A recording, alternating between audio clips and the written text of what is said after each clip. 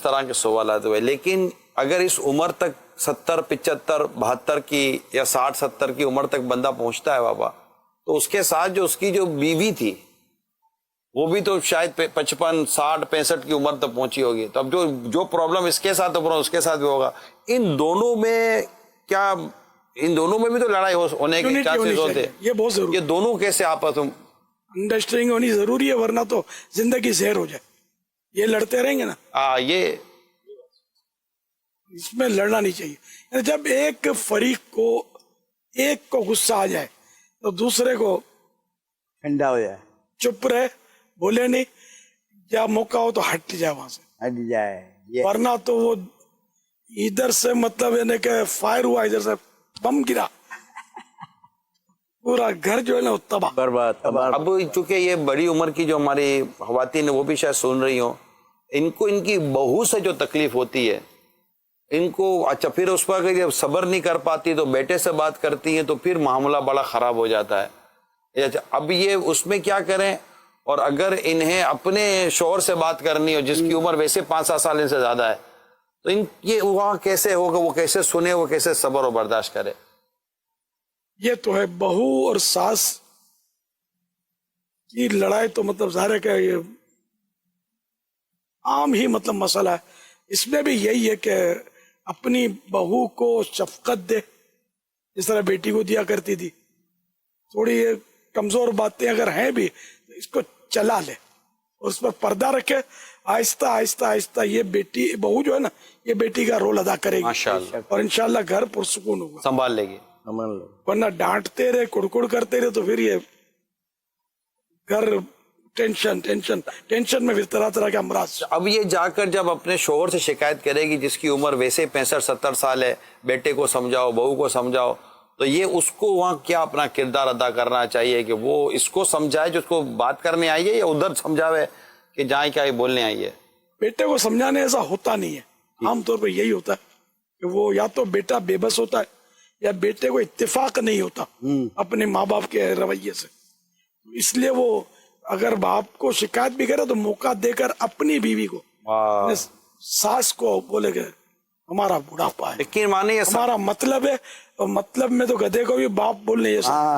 اپنی بہو سے اور ان سے بیٹے سے بگاڑا ہوا نہیں, بگاڑیں گے پھر اپنے جی نہیں سکیں گے. یہ یقین مانے مدنی چینل کے ناظرین, گھر اور سنسار اور معاشرے کو امن کا گہوارہ بنا, کیونکہ گھر امن کا گہوارہ ہے نا تو سمجھے کہ پھر باہر بھی کچھ بہتری آپ کو نظر آئے گی.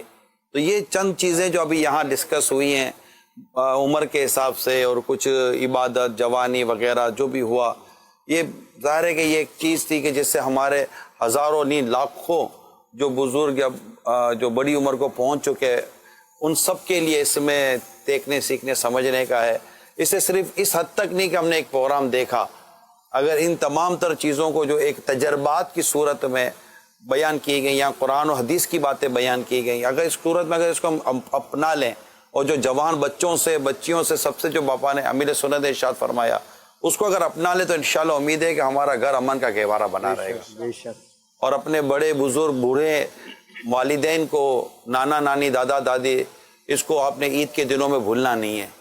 یہ انہوں نے ان بڑوں نے اپنے بچوں کے بغیر عیدیں نہیں منائی ہوتی عموماً, تو آپ بھی اپنے بڑے اور بزرگ والدین کے بغیر بھی عید نہ منایا کریں. یہ آپ کی انگلی پکڑ کر لے کے گھما کرتے تھے, تو آپ بھی ان کو کم از کم ان خوشی کے دنوں میں محبت مان پیار دیں گے تو انشاءاللہ آپ کو ان کی بہت دعائیں ملیں گی. اب دعاؤں سے کتنا بندہ چڑھ جائے گا. تحفہ بھی دینا چاہیے ماں باپ کو, بھلے یہ کروڑوں پتی ہیں لیکن آپ کے 10 روپئے ان کو کریں گے. یہ ایک بڑا یونیک چیز مل گئی. اپنے بہو کو بھی ساس کا ساتھ کیسے چلنا چاہیے؟ بہو کو بھی چاہیے کہ وہ اپنی ماں کی جگہ ساس کو رکھے اور الجھے نہیں. اب ایک میں سے جو بھی اگر الجھتا ہے نا تو دوسرا اگر سلجھا ہوا رہے گا نا تو یہ الجھن ختم ہوگی. اگر دونوں الجھیں گے تو پھر گھر ٹوٹتے ہیں پھر, اور ہر وقت وہ ٹینشن, گناہوں کے دروازے, غیبت, تہمت, بدگمانی, جھوٹ, دل آزاریاں, یہ چلتی رہتی ہے. پھر ماں سمجھنا چاہیے تو بہت سارے مسائل کا حل جو ہے نا اگر اس کو کنٹرول کر لے.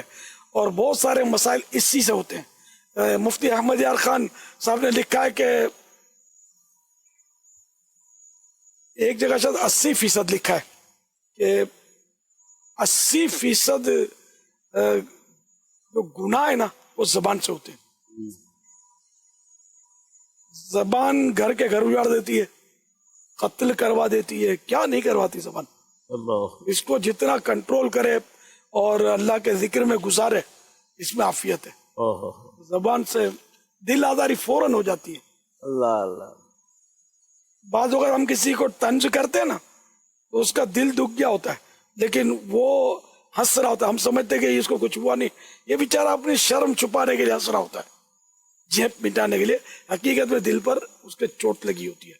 تو اس لیے وہ کب کیا بولنا چاہیے اور کتنا بولنا چاہیے, اگر یہ بھی ہم کو آ جائے نا تو اس کے گھر میں بھی باہر دوستوں میں ہر جگہ اس کے فوائد ہوتے ہیں. کچھ جوانوں کے لیے ارشاد فرما دیں آخر میں, کیونکہ وقت ہمارا ختم ہو رہا ہے, کہ اگر بڑھاپے میں کم بولنے کی عادت رکھنی ہے تو کیا جوانی سے جو کم بولنے کی پریکٹس میں ہوگا تو کیا یہ آپ کو لگتا ہے کہ بڑھاپے میں بھی اس کو کم بولنے کی سعادت ملے گی, اور جوانی میں جس کی یا ادھر عمر میں بھی اگر اس کی زبان تیزی کے ساتھ چلتی ہوگی تو کیا اس کو بڑھاپے میں اپنی زبان کو کنٹرول کرنے میں پریشانی ہو سکتی ہے؟ میرے جو عادت ہے وہ تو بچپن سے ہی پڑتی ہے نا بولنے کی. پھر جوانی میں اگر یہ کنٹرول کرنے میں کامیاب ہو گیا تو بڑھاپے میں آسانی ہوگی, ورنہ کنٹرول نہیں کر سکتا. تو بوڑھے کو تو یہ میں مشورہ دوں گا بزرگوں کو کہ یہ ایک تو بولیں کم اور منہ مسکراتا رکھیں. منہ پھلا کر رکھیں گے نا تو بھی اولاد بیزار ہو جائے گی دیکھ دیکھ کے, یا بار بار اپنے یہ کرتے رہیں گے درد اور دکھ, تو یہ نہیں, مطلب کسی کو مزہ نہیں آتا اس میں.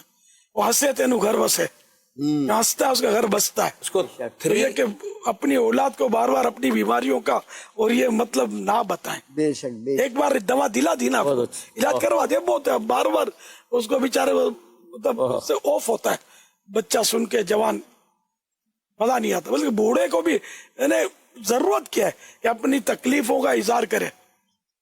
جیسے بات پر بات نکلی تو میں نے بولا کہ میں پہلے کرسی پر, پہلے زمین پر بیٹھتا, اب کرسی پہ بیٹھ گیا. پہلے بغیر ٹیک لگا کے بیٹھتا تھا, اب ٹیک لگا کے بیٹھا ہوں. تو یہ کافی ہے. اب میں یہاں بھی درد ہوتا ہے, یہ بھی ہوتا ہے, مجھے یوں بھی ہوتا ہے. اب یہ ساری میں اگر ڈیٹیل بتاؤں گا نا تو آپ خود تنگ آ جاؤ گے. واقعی نے کسی کو پڑھی نہیں ہے. کون سنے میرے درد کا فسانہ. اندر کیا گیا. اس کو 3S فارمولا اختیار کر لیں. تمام تر میں اسلامی بھائی کو 3S فارمولا اختیار کر لیں. Silent, smiling and softness. نرمی بھی 3S فارمولا ہے. سائلنٹ خاموش رہیں, اسمائلنگ مسکراتا چہرہ رکھیں, سافٹنیس رکھیں, نرم. انشاءاللہ مدینہ. یہ کیا شیکسپیئر کا تھا, یہ شیکسپیئر کا تھا, شیکسپیئر کا تھا. یہ بھی ایس سے آتا مگر میرے کو نہیں پتا. اچھا, پھر اگر گھر میں کوئی کمزور بات ہو بھی جاتی نا تو ہماری یہ بھی مصیبت ہے, ہم سے رہا نہیں جاتا. باہر جا کر میرا بیٹا میرے ساتھ یہ کرتا ہے, میرا بیٹا ہائے ہائے میرا بیٹا بہو کے پیچھے, اپنی بیوی کے پیچھے خواہ ہے, ہم بڈھوں کو پوچھتا نہیں ہے. یہ باتیں جب اس کو پہنچتی ہوں گی نا کہ میرا باپ مجھے ڈیگریڈ کرتا ہے, تب اس کے دل میں جو نفرت یہ آگ لگتی ہوگی نا, وہ شیطان اس کو وسوسے ڈالتا ہوگا نا, وہ اپنی جگہ پر. بولنا باہر بھی نہیں بولنا ہے, اندر بھی نہیں بولنا ہے, بس دل میں رکھنا ہے اور دعا کرنی ہے. جب آپ نرمی اور خاموشی اور یہ طبیعت بنائیں گے نا اس نے اخلاق کی, تو پھر بیٹا آپ کو خود پوچھے گا اور آپ کی سنے گا اور سمجھے گا بھی, سمجھ میں بھی آئے گا, مشورے بھی لے گا آپ سے. اپنا امیج بنائیں آپ گھر میں. اب آئے نا, پہلے تولو بعد میں بولو. بابا جی ہم نے یہ بھی سنا ہے کہ اللہ تعالیٰ نے انسان کو, جنوں کو اپنی عبادت کے لیے پیدا کیا ہے. تو ہم اللہ تعالیٰ کی عبادت کس طرح کریں اور اللہ تعالیٰ کی خوش ندی حاصل کرنے کی کس طرح کوشش کریں کہ اللہ تعالیٰ کی ہمیں خوش ندی حاصل ہو جائے. ابھی بہت کچھ سنا اس ٹاپک پر آپ نے. وما خلقت الجن والانس الا لیعبدون. یہ قرآنی آیت ہے کہ اللہ تعالیٰ نے جنوں اور انسانوں کو اپنی इबादत के लिए पैदा किया। जी जी नमाजें पढ़े, अपने मतलब रोजे रखे, रोजे नवाफिल पढ़े, दुरूद शरीफ पढ़े, जिक्र अज़कार करे। और सिर्फ ये पढ़ना ही इबादत नहीं है, अपने घर बार में जो जायज हुकूक है वो अदा करे, वो भी अदा करे, दिल आजारी ना करे, दिल आजारी, फजूल बातों से बचे, अपनी औलाद के हुकूक,